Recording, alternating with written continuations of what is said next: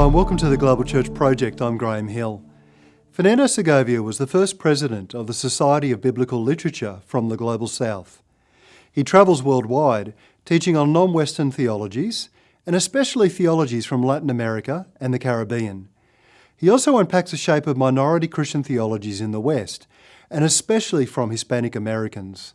As a cultural critic, his interests include postcolonial and minority and diaspora studies. Fernando Segovia has edited many academic journals. He lectures internationally, and he's the past president of the Academy of Catholic Hispanic Theologians in the United States. Fernando Segovia, welcome to the Global Church Project. Thank you. It's a pleasure and an honor. You're the first president of the Society of Biblical Literature from the Global South. How is that a marker of the tectonic shifts that have happened today, and what has that meant for the role?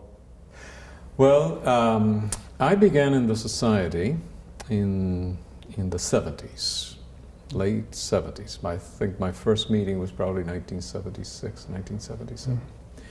And there were very few people there from outside of the North Atlantic area, and certainly very few, maybe a handful of racial and ethnic minorities. So it was a very different society at the time. In the next decade, actually probably in the 80s, maybe even later than that, there were two movements or two developments that took place. One was the formation of a program unit. First, I think first there was a committee, and then it developed into a program unit. By that I mean a recurring slot in the program, which was called The Bible in Africa, Asia, and Latin America. And it drew people not only from Europe and the United States, but also it drew the few people that were beginning to attend from the other continents. We were few, but I think that certainly represented a marker for the society. And at the same time, I think it was late 80s, and then at the beginning of the 90s, and it may have been 1991 itself, there was a committee created, a committee on underrepresented minorities in the profession, which brought together African Americans, Asian Americans, and Latino Americans to plan for the future, to assess the present and plan for the future of the society. And I do believe it was 1991 because I think the 25th anniversary is coming up next year, which would be 2016. So those are really big markers for a society that was very much, and for understandable reasons, very much European and American, or shall we say North Atlantic. And since those early developments, I think the move, the number of people, both from outside Europe and the United States, when I say United States, I should also mention Canada. So let's say from the Global South has increased more and more so. And also the number of racial and ethnic minorities, to the point where you now have program units, not just on the Bible in Africa, Asia, and Latin America, but in Africa, in Asia, in Latin America, among Latina Americans. In other words, there has been a proliferation of these program units. There has been a multiplication of the number of people who attend from these particular quarters. And so today, I think it's a very different society than it was before, and I think much for the better altogether. In your 2014 Society of Biblical Literature presidential address, you say that 2014 is the anniversary of a number of different global crises that have meaning for us today as we think about our role as biblical critics. Can you describe what you mean there? Yes. When I received the call, it was sequential. It wasn't all at the same time. But when I received the call with the invitation and accepted, I began to think about 2014. Of course, I began to think, what am I going to say? I had 2 years to do so, but it struck me immediately that it would be the centenary, the 100th anniversary of the beginning of the Great War in 1914. And that somehow I had to observe and commemorate that. Because it was not only, it was a defining time for the West. The civilization that claimed enlightenment and progress unto all had torn itself apart in the trenches of Europe for a good 4 years. And then I thought, I wonder what else occurred in the year 2014.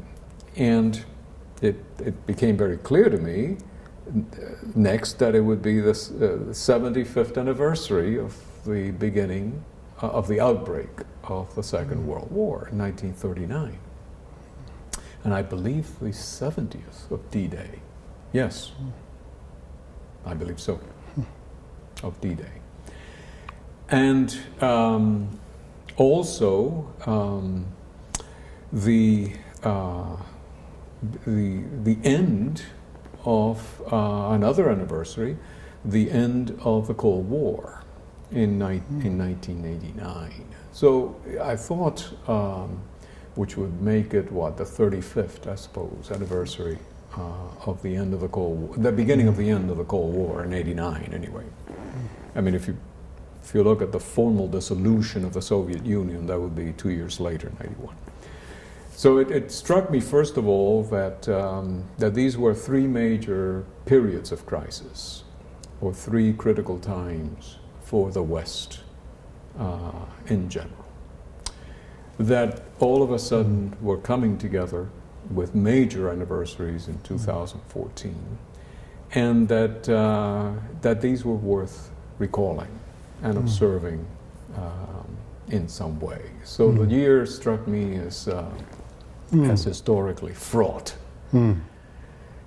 There was a second current then, insofar as I thought, well, I wonder what else is going on in 2014. And it's also, it came to mind, especially given my background, it was a major anniversary for relations between the global North and the global South, if one goes back to 1954. Three major events, now perhaps not so well known, but at one time very well known indeed. First, there was the defeat of the French in what was then called Indochine, or Indochina, the end of the First Indochina War, which took place with formally took place with the Battle of Dien Bien Phu, which was a major rout of the French Far East Expeditionary Corps, and then led to the partition of Vietnam, and of course another war to come, the Second Indochina War. But 54 marked the defeat of a major imperial power in Asia. 54 also marked the beginning of the War of Independence in Algeria for France, which would go on, I think, till 60 or 61, I believe. And also marked a coup d'etat led by the United States of a democratically elected government in Guatemala. President Arbenz was brought down, and bringing about the whole series of problems that we have seen in Central America since. So I said, my gosh, here again we are 60 years, 60th anniversary of three really defining events for the West, and for relations between the global North and the global South early on in the Cold War.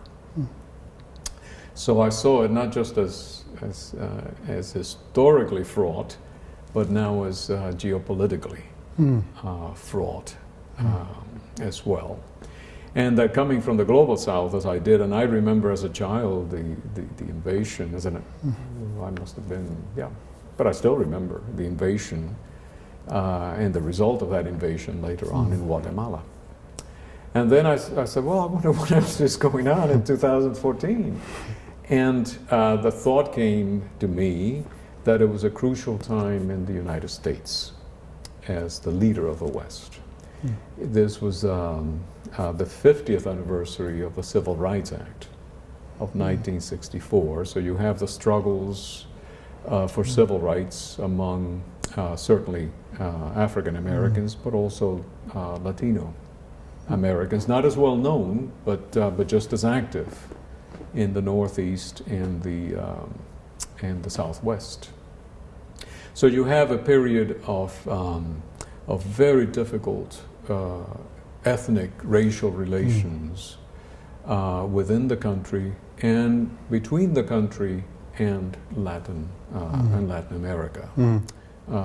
Again, because the following year in '65, one gets the Immigration and Naturalization Act from Lyndon Johnson that opens the gates to new immigrants and the families of those immigrants, and so the demographic composition of the country begins to shift enormously over time. A transition that we're still seeing, and now more than ever.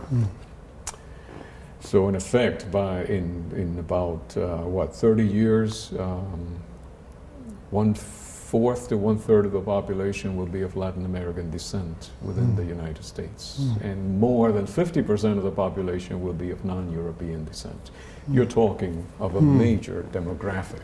So 2014 brings to mind a whole range of historical, political crises, geopolitical and racial, ethnic, and reminds happenings. us that we are in defining times at the moment as well. Exactly, that we are in another. That's an excellent way to put it. In another set of critical years. And this reminds us again that criticism, biblical criticism, theological reflection, has not only a critical role to play in these defining times, but also relates with the moment in history they find themselves. Yes. That it should have, anyway. It should have, yes. That it should have. Yes.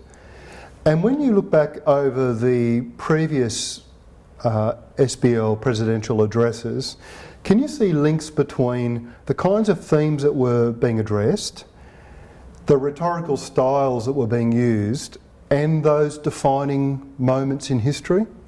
That was exactly my second step. Once I realized how fraught these moments were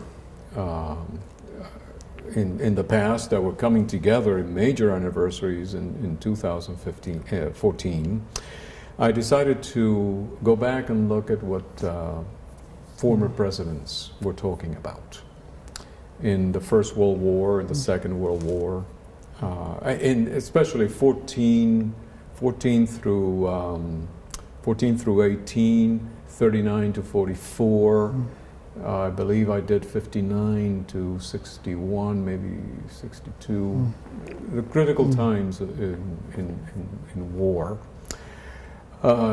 And what I found was, for the most part, there was no, really, not even for the most part, with one exception, no reference whatsoever to the critical times, which not only society and culture in general, but the West in particular, was undergoing at the time. And what I found was, in effect, addresses have been of two kinds, as one would expect. Very concrete, very local, very pointed addresses at certain specific problems, synoptic problem or historical Jesus. I'm just a couple of examples, but also more general type of addresses. Where is the field going, or what exactly is parable research at this point? Those are just examples of the kinds of concerns that motivated presidents.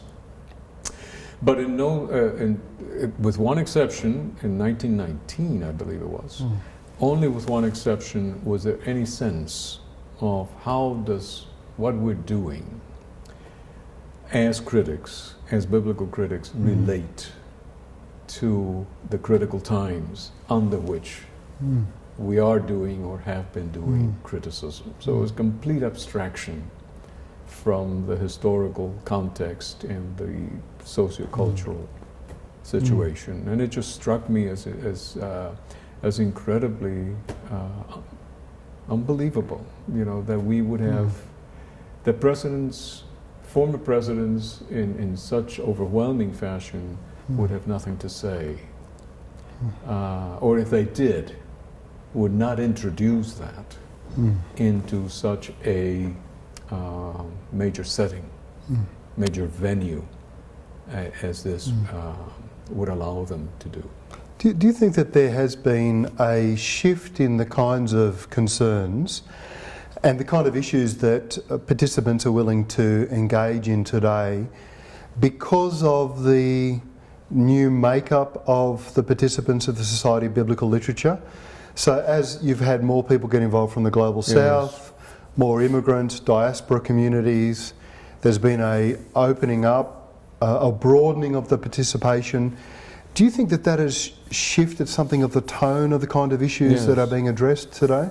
I believe so. I believe that is one factor involved, that the diversity of people that have come into the society has inevitably brought their concerns, their interests, their purposes, their contexts into the situation.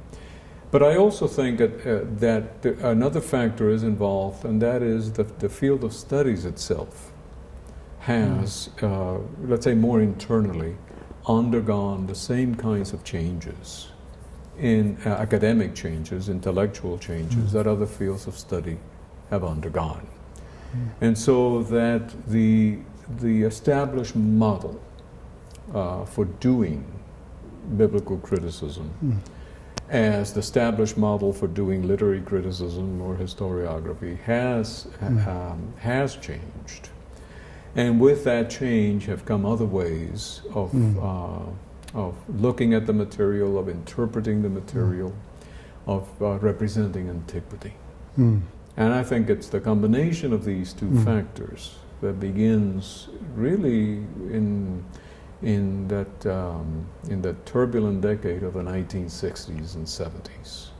It is that combination that begins to have an effect on all professional societies, on the fields of studies of professional societies, and ultimately, I think, on all what used to be called the theological disciplines, the established theological disciplines, and the practitioners of those theological disciplines. Perhaps a little bit later than the other fields of study, but nonetheless, the combination of these two factors certainly proved crucial in the development of the field. How are global affairs the context of critical inquiry today? And how do they begin to shape the roles and responsibilities of the critical inquirer? To my mind, just as the West and the world indirectly, because of the imposing presence of the West throughout the 19th and 20th centuries, just as the West has changed, and the conditions of the West and the world has changed, so have conditions today changed as well. I think we find ourselves in critical times, perhaps even more critical than ever before. Not so much in terms of war, not so much in terms of geopolitics, although that continues certainly, not so much in terms of racial, ethnic, but now there are certain crises that are coming to the fore that are not only coming to the fore in individual fashion, but are also coming to the fore in, what shall we say, parallel or aggregate fashion, and reinforcing one another as well. And I think anyone can name what some of these crises are. Certainly among the major ones would be climate change. Another would be economic inequality, not only within nations, but also among nations. And one could go on. I thought, there's a crisis in international migration as well. Crisis in violence.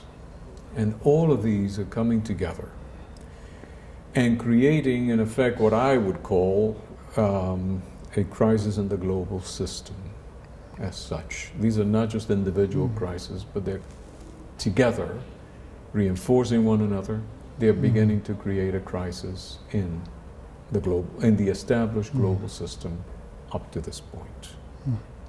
And what do you see as the implications for the roles and responsibilities of the critical inquirer today? Well, if we go back to the beginning, which also explains the reason in many ways why presidents never addressed these concerns before, concerns of a social cultural nature, is that the field, the task of the field was understood to be the faithful reconstruction of antiquity, both the meaning of the texts and the course of history, and that this could be done. Of course, always limited by the availability of sources available, limited availability of the sources in question. Therefore, to introduce these kinds of concerns into the discussion, concerns of a social cultural nature and one's own position within them, was to bring an amount of, let's say, a level of eisegesis into the task of exegesis, which was simply not to be done. With the change in the field, in methods, in people coming to the field, that restriction between antiquity and modernity or postmodernity now was no longer observed to the same degree or in the same fashion. And so, as individuals, especially from the global south, but also from other groups like women in the global north, began to introduce matters of social cultural import into the inquiry, the attention began to focus as much on the world of reception of the text as well as on the world of construction of the text. But even more profoundly than that, because it began to be seen in many quarters that the world of construction of the text was actually a product of the world of reception of the text. That antiquity did not present itself in open, unmediated fashion. That antiquity was always mediated and in effect represented by the methods of interpretation and the scholars who use those methods. So as this becomes more and more pronounced, the question of who we are, where are we doing our work from, what is the purpose of our work, becomes more and more prominent.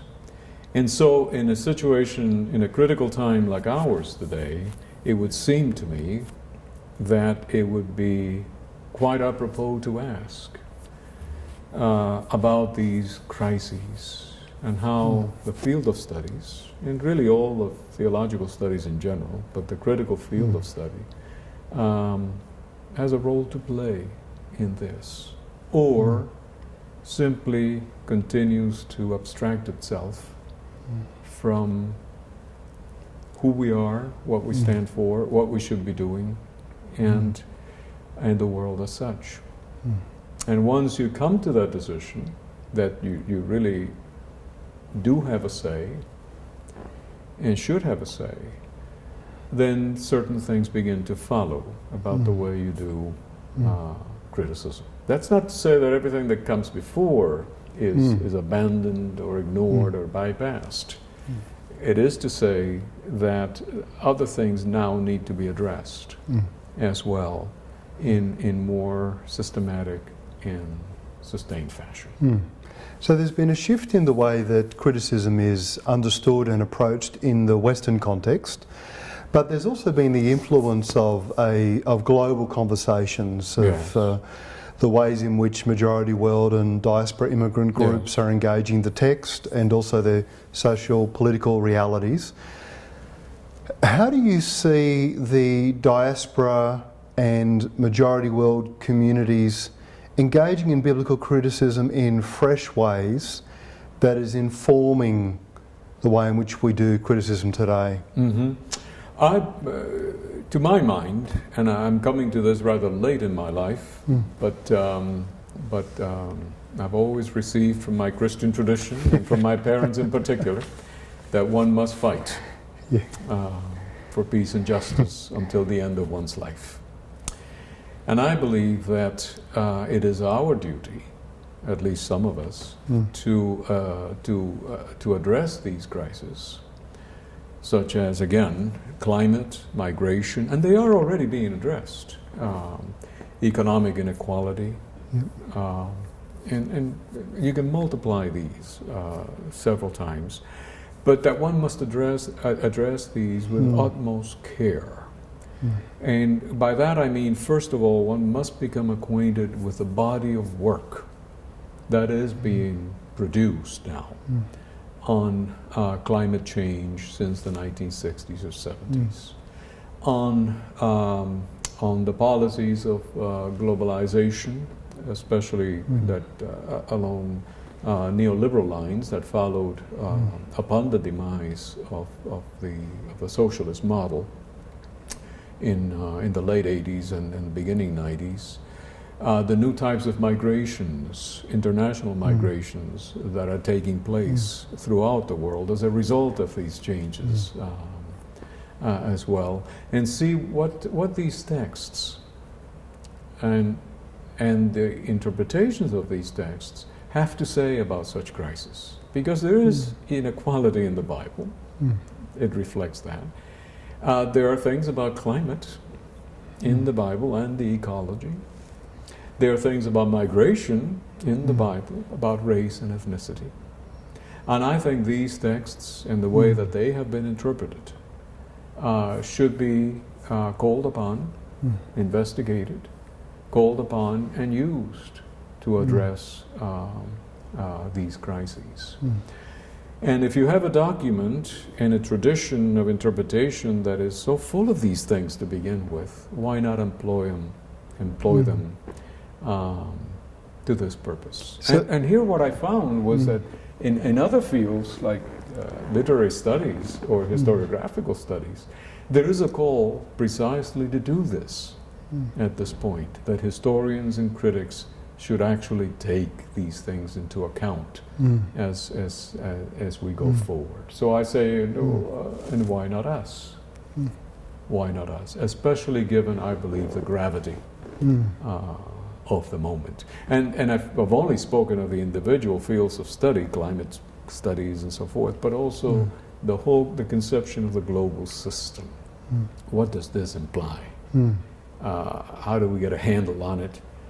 And how does this particular body of work envision previous global systems going back to antiquity? Can we put all of this to work with the future in mind? My goal is not, I'm in my declining years. I hope they're slow ones.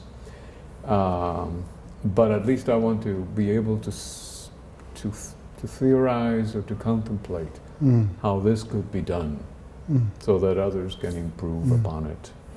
You say when thinkers and theologians from the Global South are engaging in biblical criticism and theology in general, that they tend to approach it with a broader worldview, that they're more acutely aware, I think, of diversity, the diversity in the world. How do you see that? What examples of that do you see, and what influence is that having on the way in which we do criticism today? Well, I believe that in a way what such critics do is to explode the myth of scientific knowledge for all as brought by the West. This science is pure knowledge, and it's to be imbibed by everybody for the benefit of everybody and the development of everybody.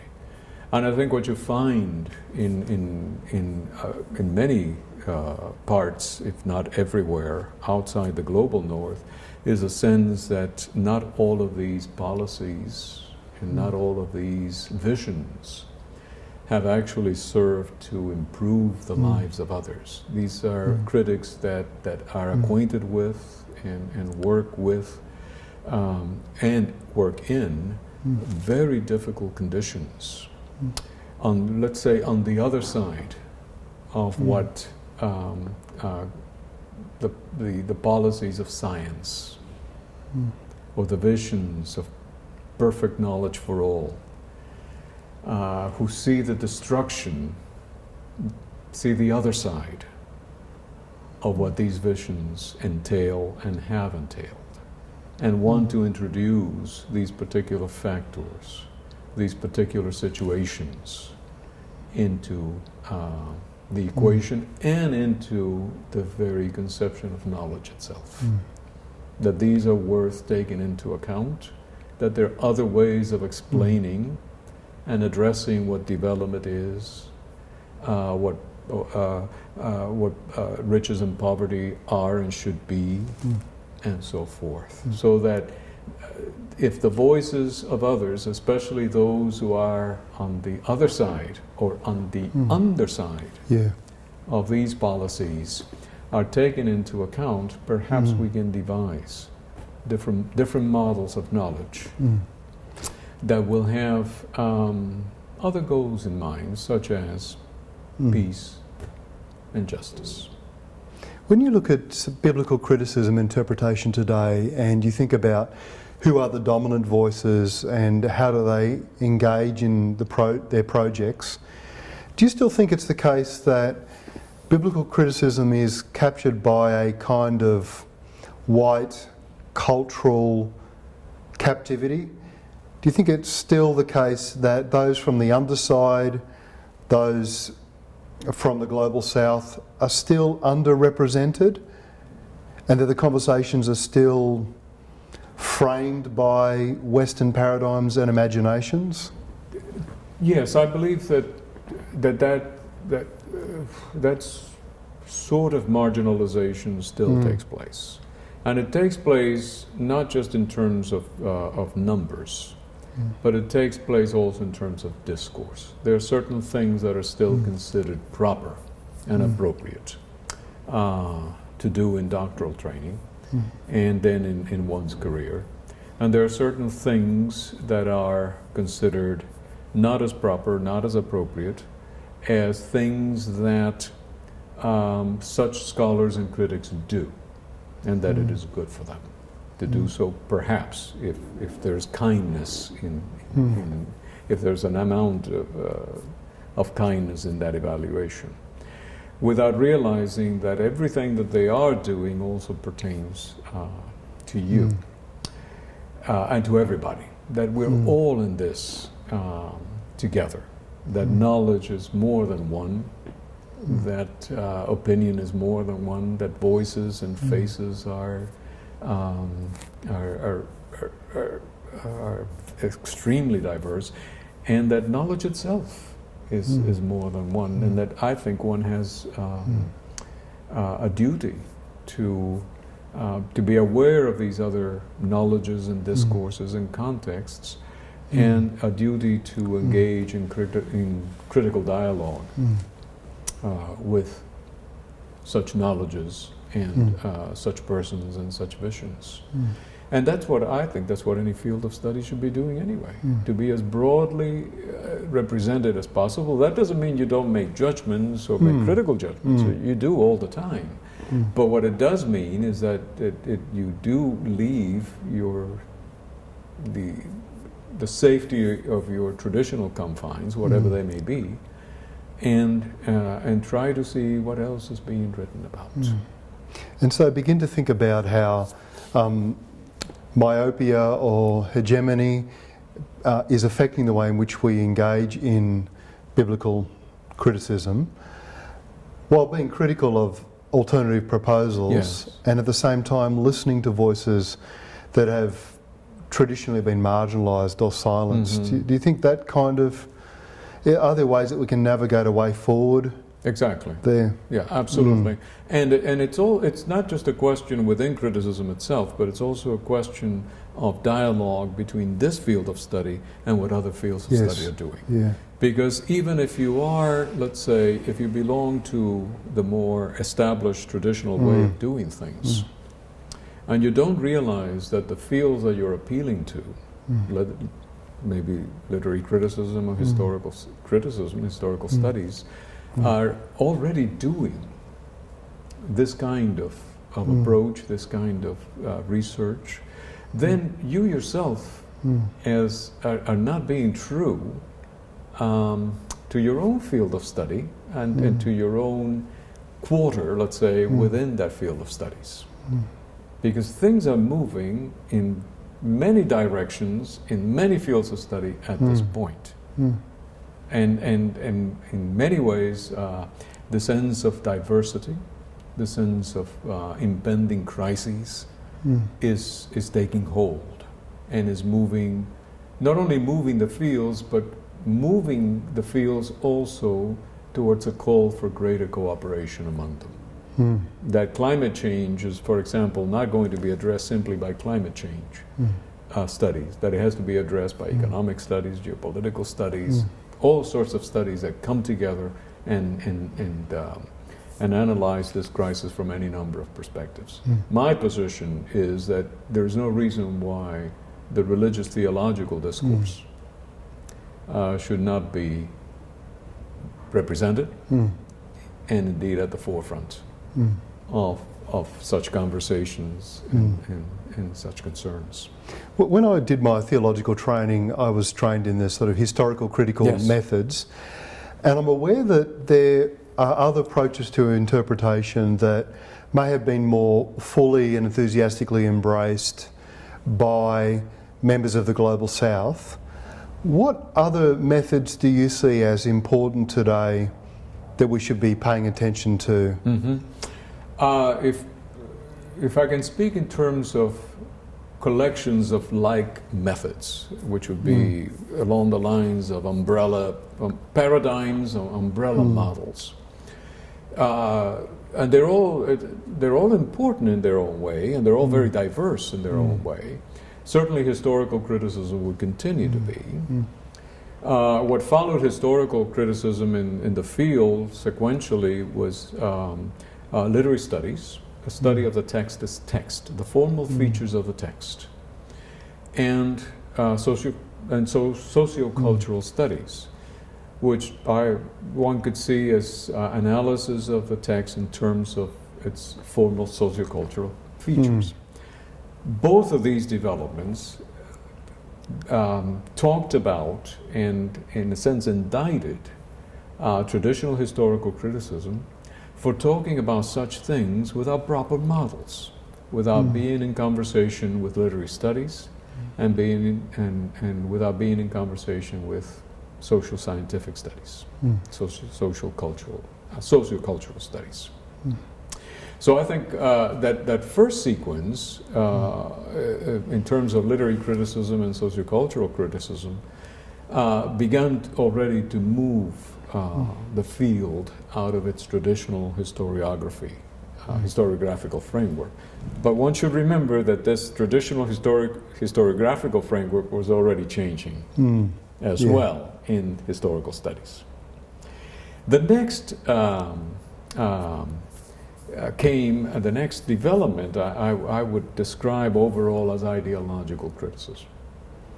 And this was an analysis, a focus, let's say, a focus on an analysis of the differential relations of power in society and culture, which take place in any society and culture along certain recurrent axes. The gender axis, the geopolitical axis, the economic axis. In all of these views of, on identity, there are always unequal and conflicted relations of power. And ideological criticism began to pay attention to this conflict in society and what happens to society and culture when conceived in that way. Early on, you have the first movements, which were, in a sense, set off by newcomers into the discipline in the, let's say, 70s, late 70s. On the one hand, the problematic of gender and the rise of feminist criticism. And on the other hand, the problematic of political economy and the rise of socioeconomic criticism, more specifically liberation criticism, the question of wealth and poverty. Following that, within the framework of ideological criticism, you begin to have then other voices saying, well, why don't we look at the formations and relations of ethnic racial groupings. So you have ethno-racial criticism. Why don't we look at the formation of geopolitical formations and relations of political and geopolitical actors, postcolonial criticism. Why don't we look at the problematic of sexuality? That would be a fifth development, which ended up in many ways, but one could ultimately refer to the movement now as queer criticism, the problematic of sexuality and desire. And more recently, ecological criticism, disability criticism, which again are beginning to look at other formations and relations of power. After that came a sense of, why are we limiting ourselves to how these texts are examined in criticism? Why don't we look at how these texts are examined in society and culture at large, in the world of politics? How are they being used and deployed? How are they being invoked and deployed? In politics, in film, in arts, literature, music. And there you have then the formation of the cultural studies movement, picking up on what had been very successfully started in the United Kingdom with, among others, the Birmingham Center for Cultural Studies. So, in a sense, a look at the Bible, at the text of the Bible, in the broader venues of society and culture at large. So that would be a fifth movement, and I would argue two more. One would be a re-examination of the religious theological invocation of and use of the Bible, of these texts and their interpretations in other theological disciplines, but also outside of the disciplines as such, by the people at large, whether in piety or popular piety or in the liturgy or whatever. How are these texts being used? And at any point when the texts are being used, what is the religious theological angle that is being used as well, perhaps unconsciously? And then I would come to the last one, which I would call, for lack of a better term at this point, the global systemic, where then one would use the texts to look at the major crises of the day, using all of these other resources, interlinking with them, but addressing the matters of international migration, of global inequality, climate change, and one could go on, any number of other crises again. So there's an interesting fusion happening between the critical and the political, the biblical and the worldly. I would think so. Bringing these things together into a broader project which shapes the way we do. That's right. Criticism. And who we are. And who we are. Yes, absolutely. And how the church engages critical issues and itself and the world. Yes, I believe so. And I believe you can do this not just from a religious theological perspective. That is, it's not necessary that the people who do global systemic work be firm believers in the Bible as the Word of God.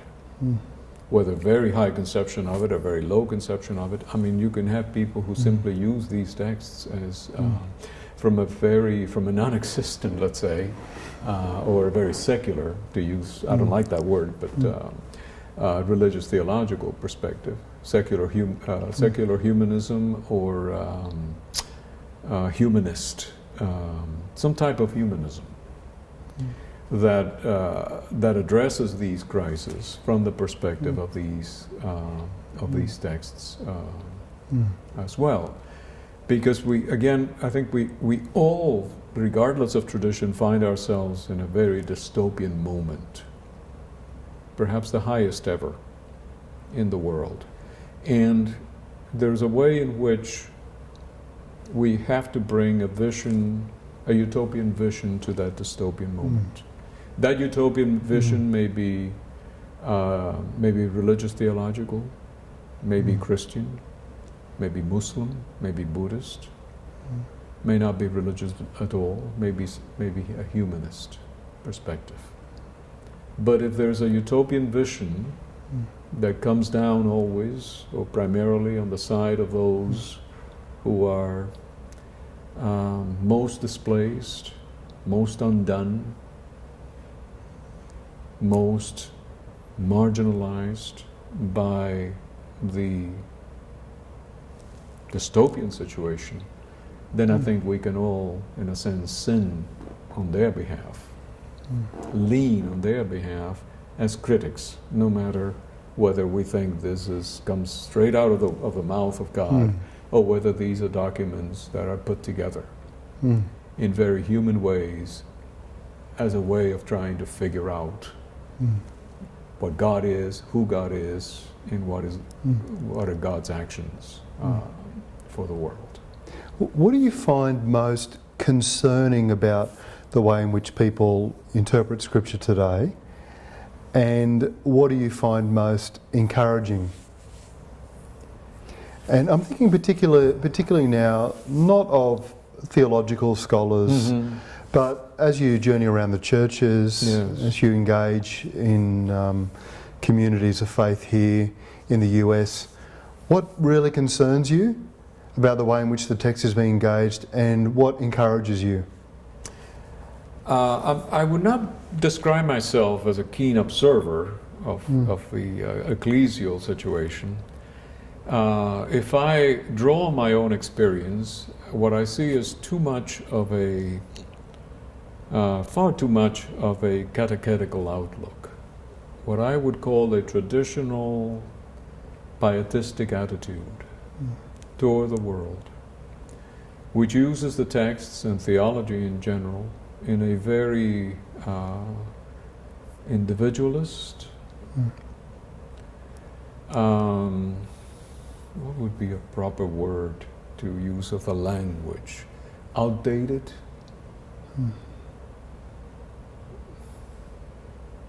Language that has very little reality, very little touch, very little connection to the reality of most people today. It's as if I'm hearing stories back when I was a child and an adolescent, duly learning my catechism, you know, in the Catholic Church, as if nothing had changed. I think that would be one thing that I would draw upon, that the immediacy of the problems, personal and social cultural, personal individual and personal psychological, let's say, and social cultural, are related in a very naive, unsubstantial way to how religion, to the thought and praxis of religion, as if we were still in 4th grade catechism class. I think this is really I just find incredible at this point in time. I suppose if I am not from the Protestant tradition, I do know the Protestant tradition. I've been here 31 years now, and this is the tradition here is the Calvinist tradition more than anything else. This is not Lutheran or Episcopalian. It's Presbyterian, also Methodist, and the Episcopalian tradition, Disciples of Christ. It's Baptist. So it's it's a different tradition. It's always a temptation to use the Bible in what used to be called uncritical ways, without a proper sense of a context, let alone of how that context is actually a representation of the present context, not just a construction. It's not just a construction of antiquity, it's also a reconstruction of antiquity that must be analyzed as such. I still think that is the way. I still see that a lot. And I think in both traditions, and this is a very general description, in both traditions, what I see is a form of escapism, perhaps necessary. I don't doubt it, but it's escapism that I think is very unnatural to the texts themselves, because these are by no means escapist texts. These are many of these texts are very hard, very critical texts of all sorts of things. That doesn't mean that they're always right. What it does mean is that they do take a position and engage society and culture. And I think that aspect of the text is perhaps too much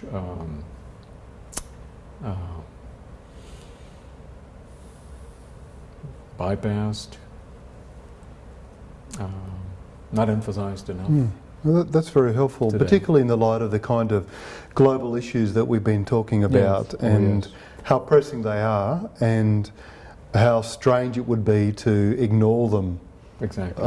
To try to escape from them. Exactly. Where do you see signs of hope? I think signs of hope, in every dystopia there are always utopian visions and utopian signs.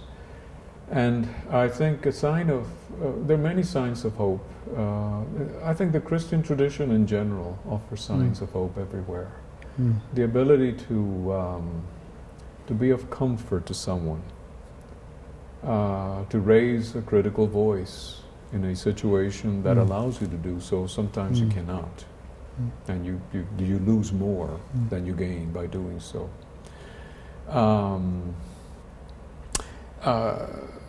Certain studies, certain writings in other fields that all of a sudden wake you up and say, indeed.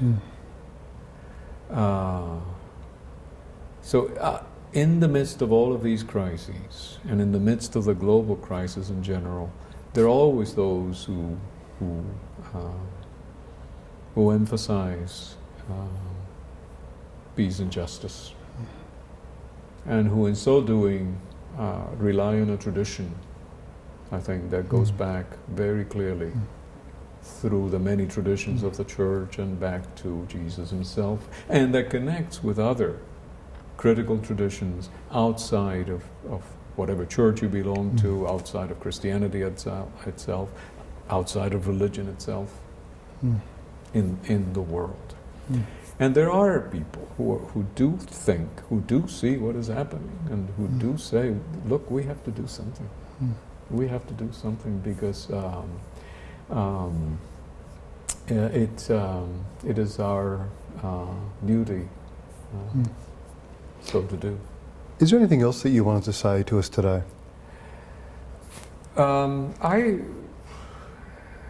I do believe that these are very, very critical times. And I'm in my late 60s now. I've seen a lot of world. I'm an international migrant, not by choice. I was born in the global South. I live in the global North. I've been through crises and wars, the Cold War, so forth. And I think what I would say is always that we have to do our best, that we have to try no matter what. And in so doing, I pay homage to the tradition in which I was raised, which is the Catholic tradition within the Christian tradition, within a religious tradition, but also to the Academy, and in particular to my own parents, who taught me that I was to do the right thing and to have broader things in mind. I may not have understood it at the time as much as I do now, but I certainly appreciate it now more than ever before, and I appreciate their wisdom now more than ever before. And so it is, one should never despair. Though despair is always there, within despair and out of despair there must always be that sense that, you know, there's always a sense that a better world is possible, and that we owe the world